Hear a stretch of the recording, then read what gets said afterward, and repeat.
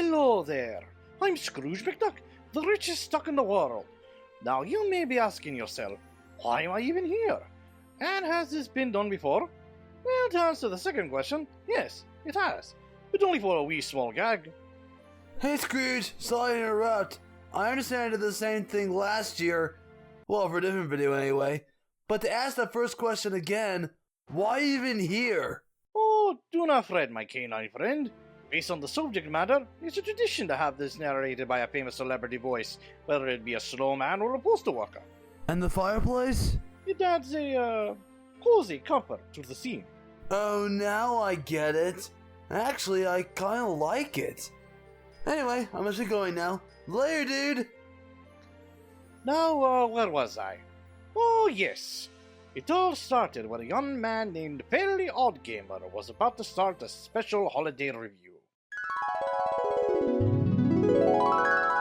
Hello, internet viewers. I'm the Fairly OddGamer. Well, it's the time of the year for my annual holiday special. With that being said, let's talk about televised specials. Almost everyone is familiar with these specials. They include classics like A Charlie Brown Christmas, The Story of Santa Claus, The Grinch, It's a Wonderful Life, Mickey's Christmas Carol, Miracle on 34th Street, and A Christmas Story, to modern specials like Home Alone, Elf, National Lampoon's Christmas Vacation, The Polar Express, the list goes on. Out of all the specials that pop up every so often, the ones that pop in the most are those made by Arthur Rankin Jr. and Jules Bass, better known to all as Rankin Bass. They're mainly noticeable for their stop-motion animated specials, but each of them are truly imaginative and innovative in every single way possible. I loved these specials back then, and I still enjoy them today. The popularity of these specials would lead to merchandise, live appearances whether on stage or theme parks via meet and greets, and even video games. And this is where I step in. As it turns out, a couple of these Rankin Bass specials managed to get their own video game tie-in by Red Wagon Games. So let's find out if any of these games are good and nice or mean and naughty. And first up, we have Rudolph the Red-Nosed Reindeer for the Nintendo Wii. And oddly enough, this special recently turned 60. However, I'm mostly familiar with the direct-to-video sequel that involves the Toy Taker, but I'm getting off topic. Let's just get to the game. Believe it or not, this game was developed by High Voltage Software, the same company behind the tie-in games for the Haunted Mansion as well as Charlie and the Chocolate Factory.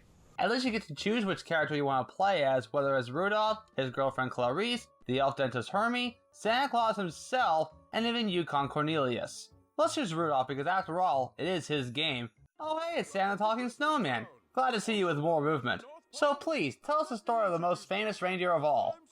Well now, you got here just in time. Santa needs your help decorating his tree and filling his bag of toys for Christmas. Okay, I know he sounds nothing like Burl Ives from the original special, but at least whoever's voicing him is trying his best. Also, what? We just started this game and already we have Rudolph and friends help Santa get ready for Christmas? What is going on here? They involve being a holiday helper, making toys, baking cookies, and help Santa save Christmas. So after a loading screen, Bumble, what are you doing? You have Rudolph bouncing presents, ornaments, lights, and misfit toys to where they need to be, whether by the tree or in Santa's bag. Surely it can't be that bad. These controls are terrible! You move Rudolph by tilting the Wiimote left and right, and jump by either moving the Wiimote upward or pressing the 2 button.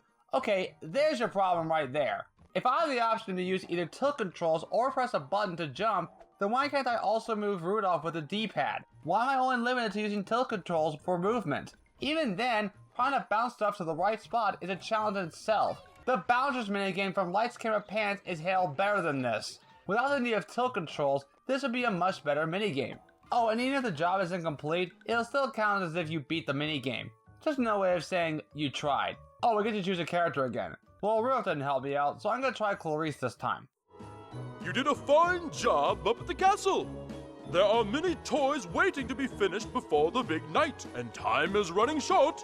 Could you go over to Santa's toy shop and help paint the toys? Okay, I guess. In this minigame, you have to fling paint to a reticle point by moving the Wiimote up and down like a brush.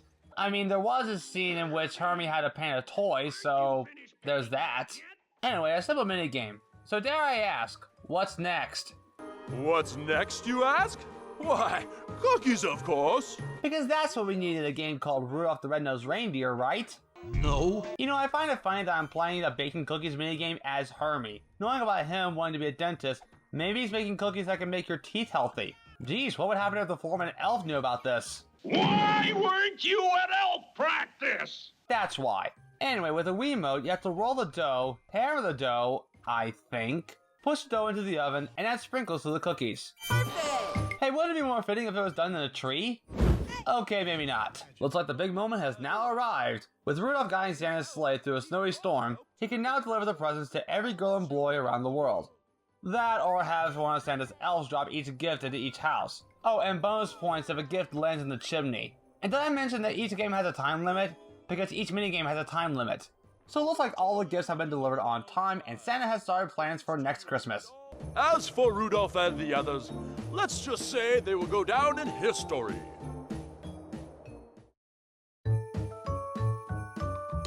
Wait, that's it? That's all this game has to offer? What even is this game? You know, for a game called Rudolph the Red-Nosed Reindeer, there really is nothing about the story of Rudolph. This entire game is based on having Rudolph and his friends help Santa get ready for Christmas, which I'm guessing takes place at the end of the special. Why not have levels that follow the events from the special?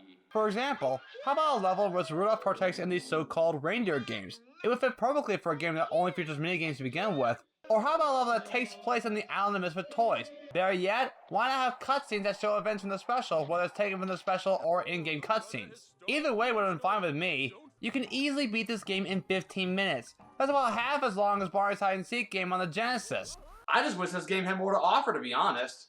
But hey, there's still one more game to look at, and that game is Santa Claus is Coming to Town, also for the Wii. It's based on the Reagan and the Bass special released in 1970, and believe it or not, I happen to have a VHS copy of the special right here. Yeah, remember when those were a thing? But how do you turn this special into a game? And most importantly, is this game better than Rudolph? Let's find out. Like Rudolph, Red Wagon Games came back as publisher. But unlike Rudolph, this game was developed by First Playable Productions, not High Voltage Software. And in case you're wondering, First Playable Productions has done a few license games for the DS. But they also did, wait, the Santa Claus 3 The Escape Clause for the Game Boy Advance? Now that's a future holiday review waiting to happen. The game starts off with an introduction from Special Delivery Kluger, SD for short, who I guess dyed his hair blonde during the interval. Oh, I've got lots of letters for Santa today. Some ask for toys, but a lot ask questions. I can answer all of your questions because I know everything about Santa. The best place to start is at the very beginning, when Santa was just a baby. And that's exactly what we do via in-game cutscene. We see a guard holding a baby that was placed on the doorstep of her Burgermeister Meisterburger. Try saying that with a Swiss accent. Burgermeister Meisterburger! With a note asking him to take care of the baby and to protect him from the dangers of the Mountain of the Whispering Winds. I, Burgermeister Meisterburger, take care of a baby? Outrageous! What's its name? This is the only clue, sir. It says Claus. Unfortunately, Burgermeister wants the child taken to the orphanage at once. I'd cry too if that happened to me. The guard then drops the child by accident, but at least the snow creatures carry the baby over to the Kringles and adopt him as Kris Kringle. By the way, where are the Kringle brothers? I like them in this special. Oh well, you can't win them all. Why, you're a penguin. Honk, honk. Well, what's a penguin doing here? You better travel with me. You need someone to take care of you. I'll call you Topper. Basically, the entire game is a 2.5D side-scroller. You move Kris with a D-pad, button 2 to jump, and button 1 to perform certain actions like shaking the tree both tall and small via motion control. Throughout each level, you need to find snowflakes, the gold ones are worth extra by the way, whether scattered around the level or hidden in snow piles and trees. Christopher Kringle, what are you doing? This is a family game for goodness sake! There's even a meter that shows how many snowflakes you collected. Why is it there, you may ask? I have no idea. And before I forget, almost every level has one hidden stocking. Finding one unlocks movie stills from the special, which is actually pretty cool. Each level ends when Kris passes a red flag. The second level, chapter, has Kris make toys that he'll give to the kids later on. In order to make said toys, you have to perform the motion as shown on your screen. And this is my only problem with this game, the motion control. Or rather, not having the motion control register or anything. I don't even know what I'm doing wrong. I mean, I'm doing what it wants me to do, but it's not doing anything. This doesn't make any sense. As Chris arrives in Somber Town, Burgermeister trips on a toy duck and therefore establishes a new law that prohibits all toys, making them illegal, immoral, unlawful, and whoever holds possession of one is placed under arrest and thrown into the dungeon. No copyright law in the universe is going to stop me! Whenever a chapter takes place in Somber Town, you can also press the 1 button to hand out toys to all the boys and girls, not knowing that a toy prohibition law has already been established. Oh, and slipping on ice makes you lose a few snowflakes. But thankfully you can retrieve them to get back on track. And what's this I hear in the background? Santa Claus is coming to town. It's the title song in the same style as heard in the special. And this is another example of how a tie-in game is done right, because you actually play through scenes from the original special, as well as having songs from the special. Honestly, had Rudolph been given the same treatment as this game, then it would have been much better in my opinion. Anyway, it's here where Chris runs into Somber Town school teacher, Miss Jessica, who tells Chris about this toy prohibition law. Well, gee, that's kind of a silly law. If the Burgermeister saw you, we would all be in great danger. In danger from toys? Why, that's the silliest thing I ever heard. Chris then befriends Jessica by giving her a China doll. Well, that's nice of him. But then Sir Meiserberg ruins it all by attempting to arrest the children for having possession of a toy. But then Chris takes the blame for the toys, resulting in Burgermeister ordering the guards to arrest him. If at any point you do get caught by a guard, you have to shake your Wiimote until the guard gets knocked out. But anyway, Chris flees back to the forest only to be caught by the Winter Warlock via tree. However, by giving a tree to the Warlock, now called Winter, it then melts his icy heart and befriends Chris because of it. But will it last? I really am a mean and despicable creature at heart, you know. It's so difficult to really change. Difficult? Why, look here. Changing from bad to good is as easy as taking your first step. Chapter 9 is kind of an auto-scrolling level, except Chris is walking around without the need of a button. However, you can still jump for snowflakes and a hidden stocking at the right time. Oh, and be sure to press button 1 at the right time to have an animal buddy march along with you. Not to mention, we get to hear another song from the special. Guess which one it is? Put one foot in front of the other, and soon you'll be walking across the floor. It's another song in the special that I like, and I'm glad it's in this game. After that, you have to wipe down the snow from Winter's magic crystal snowball that would reveal Jessica trying to look for you. Speaking of which, here she is now. I thought I'd never find you again. I wanted to bring you these. Letters and notes from the children of Sombertown, asking for more toys. You see, the Burgermeister destroyed the ones you brought. You tell those young'uns there'll be plenty of toys, but only if they behave themselves. No crying or pouting. So now, Chris has to find letters that the kids in Sombertown wrote to him. They can be found the same way as the snowflakes, except they can also be found by waving at the animals, again via motion control. It's also here where Winter can give you a power-up, whether it's a higher jump, faster speed, or invisibility, but only for a limited time. Thankfully, you can use them again by running back to Winter just to activate it again. So after getting all the letters, it's time to head back to Sombertown. Jessica told the children to leave their doors unlocked. I'll be sure to check the doors so that I can hand out more toys. Which is exactly what you told her to do according to the special. Also, while handing out presents to the kids, sometimes it'll trigger a toy-making minigame in which you use motion controls to make the toy. Also, going inside these houses will then trigger a new minigame, again with motion control. All you have to do is move the Wiimote around until all the presents are put down and all stockings are filled up. Oh, and similar to Rudolph, the minigames also have a time limit, but at least they're very forgiving. Eventually, Chris brings out all the toys to the good boys and girls. As Chris gathers more letters, he then discovers that all the doors are locked, but he really wanted to give a very special toy to a very special child. Susie, a tiny little girl who was very, very sick, had asked Chris for a toy Noah's Ark. Chris just couldn't disappoint her. It's here in Chapter 17 where we're introduced to Super Spring Boxes that can be activated via motion control. And because the doors are locked, the only way to get in is through the chimney. And that's exactly what it does, resulting in more gift placing minigames. You probably know the drill by now. After another night of toy deliveries, Chris heads back to the shop while collecting more letters and snowflakes to make more toys for more deliveries. Meanwhile in Sombertown, Beisermerger finds more toys for kids to play with, making him angrier. I will do what I should have done a long time ago. I will set a trap for that bothersome Crinkle. His next visit to Sombertown will be his last. As Chris makes his way to Somber Town, the guards manage to arrest Santa Kringle and Winter for making toys and being an accomplice to Kris Kringle and therefore sending him to the dungeon. And ironically, they spare Jessica. Oh, I tell you, things didn't look good. And meanwhile, back in Somber Town, Chris delivers more toys to the kids via chimneys in Somber Town, only to then realize it's a trap, arresting Kris Kringle and throwing him to the dungeon. Jessica grabbed some of Winter's magic feed corn. While visiting Winter at the dungeon in an attempt to set them free, of course.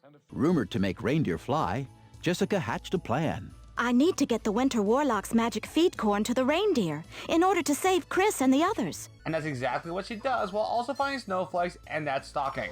By the way, Chapter 24 is the only level in which you play as Jessica. At least her control is the same as Chris's, so at least there's some consistency.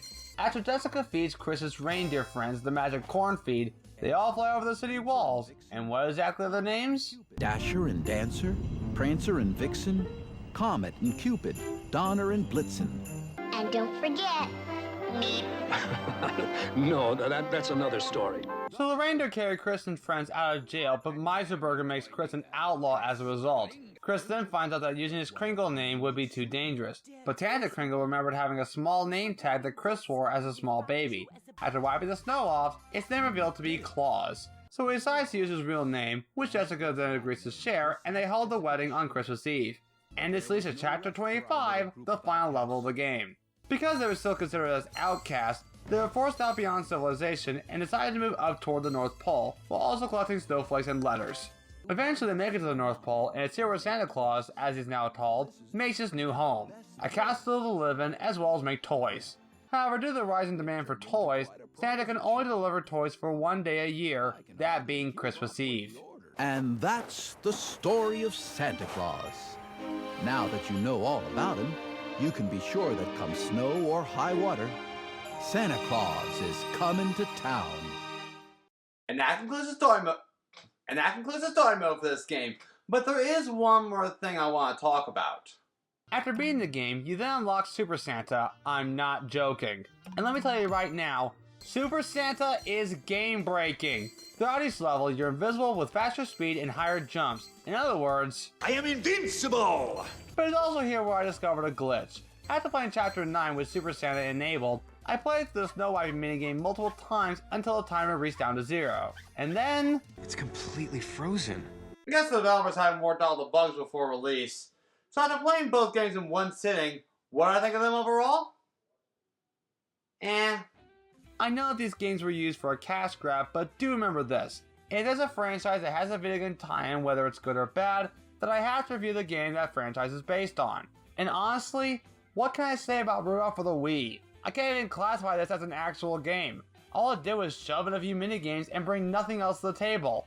Plus, the motion control can be a bit finicky at times. And again, why not have levels based on events from the original special? You can expand the game a bit with more levels and more objectives with a minigame in between. If you want a tie-in game that's done right, then take lessons from Santa Claus is Coming to Town for the Wii. It has levels based on events from the special, a couple of songs from the special itself, in-game graphic cutscenes that are almost similar to what you see in the special, and minigames in between despite a few lag problems with the motion control. So by default, I have no choice but to recommend Santa Claus is Coming to Town, but it's only because this game has more to offer than Rudolph. Yeah, just stick with the original stop motion special.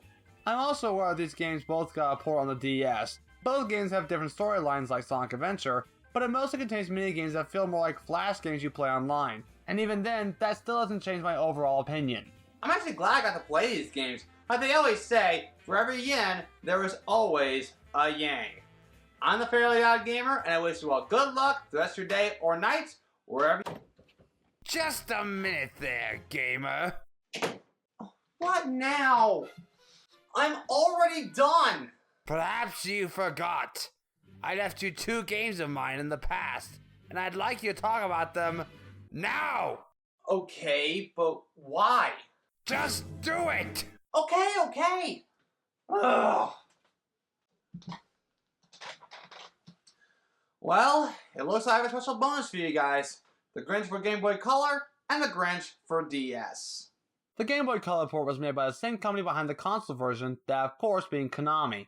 Immediately goes into the stealing Christmas plot like in the book, unlike the console version in which you had to complete numerous missions before doing so. Also, I stated in my PS1 Grinch review that there was one mission that felt like Metal Grinch Solid.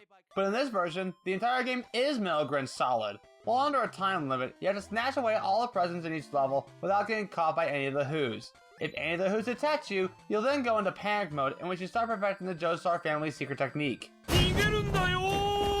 But if you get detected by the cop, then he'll try to shoot you, resulting in getting stunned for a few seconds. I was frozen today! He even does it to the citizens too. Oops. Though you can stun the Who's by blowing bubbles at it. You can also crouch. Okay. Oh, by the way, I love the soundbite once you finish a level. Childish, but also fitting. There's also levels in which you play as Max, the only character in the game that can jump, as well as the Grinch in his Santa outfit and driving a car. Speaking of which, completing the PS1 game has the Grinch riding around Whoville on a motorcycle. In the summer! Let's move on to the DS game. It was published by Destination Software, or DSi Games, and developed by Black Lantern Studios. Similar to the Game Boy version, this version also goes straight into the stealing Christmas plot. In this game, you play as the Grinch in his overalls, like the live-action movie. All you have to do is traverse through 7 houses while snatching presents and even the decorations while avoiding detection by any of the Who's. If you get caught by one of them, you'll either lose a hit point or trigger an escape minigame. If you fail, then you lose a hit point. However, if you succeed, then you'll escape from the Who's grasp. Get caught 3 times and it's game over. And if you manage to snatch everything in the house, then make sure you climb up the other chimney, therefore finishing the level. Why each house has 2 chimneys is something I'll never wrap my head around. And there you have it. I have finally reviewed all the Grinch games on this channel. So Grinch, are you happy now? Very. Although I must ask, how about a Cat in the Hat video? Would you get out of here? Fine, fine. Just wanted to ask.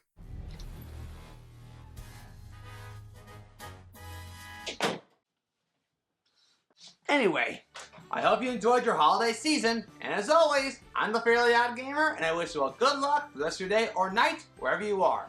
Take care, everyone. Well, that was the story. Though the ending felt a bit strange, at least we all learned a very valuable lesson. Whatever you do, don't anger the green furry monster. Ah, waka waka. Oh, you know what I mean. Anyway, I want to thank you all for joining me in my little story. Enjoy your holidays, and I hope your new year will be better. So long, everyone. Oh, hello again. Before I go, I want to spread the holiday spirit by supporting the channel on Patreon. In addition to Discord access and extra bonus features, you can be featured next to me, like Luke Jappers and Scarlet the Hedgehog. And once again, thank you all for watching the video and supporting the channel. Now I must check on the boys while also counting me money.